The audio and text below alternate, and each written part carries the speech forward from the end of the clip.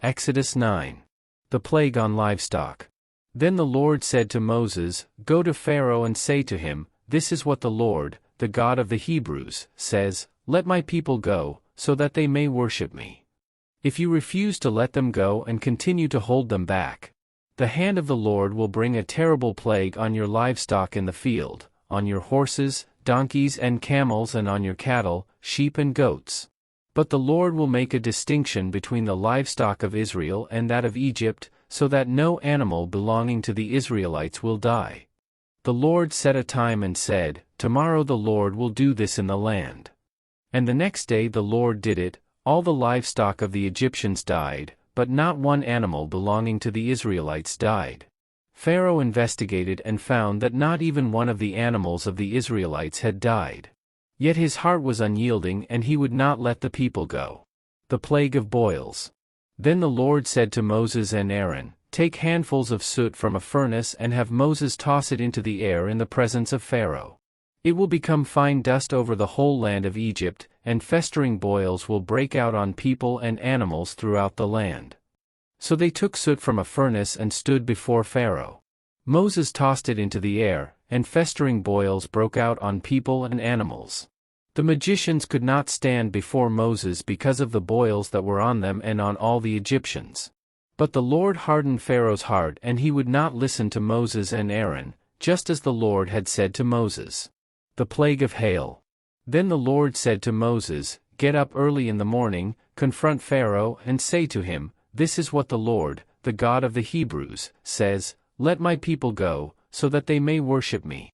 Or this time I will send the full force of my plagues against you and against your officials and your people, so you may know that there is no one like me in all the earth.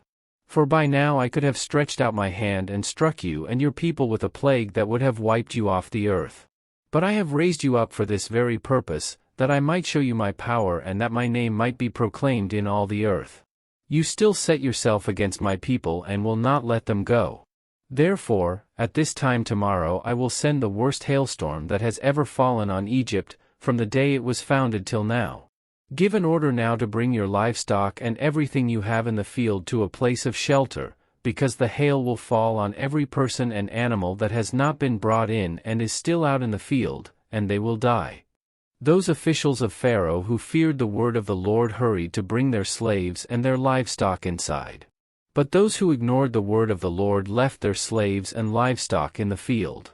Then the Lord said to Moses, "Stretch out your hand toward the sky so that hail will fall all over Egypt, on people and animals and on everything growing in the fields of Egypt." When Moses stretched out his staff toward the sky, the Lord sent thunder and hail, and lightning flashed down to the ground. So the Lord rained hail on the land of Egypt. Hail fell and lightning flashed back and forth. It was the worst storm in all the land of Egypt since it had become a nation. Throughout Egypt hail struck everything in the fields, both people and animals. It beat down everything growing in the fields and stripped every tree. The only place it did not hail was the land of Goshen, where the Israelites were.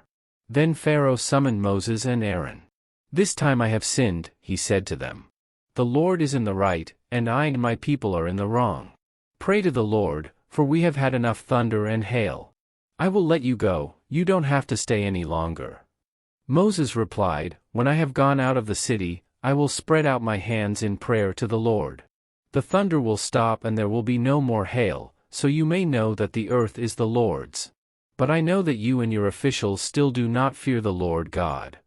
The flax and barley were destroyed, since the barley had headed and the flax was in bloom.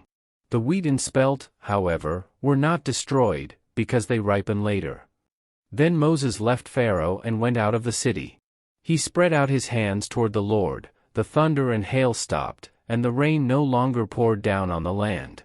When Pharaoh saw that the rain and hail and thunder had stopped, he sinned again. He and his officials hardened their hearts. So Pharaoh's heart was hard and he would not let the Israelites go, just as the Lord had said through Moses.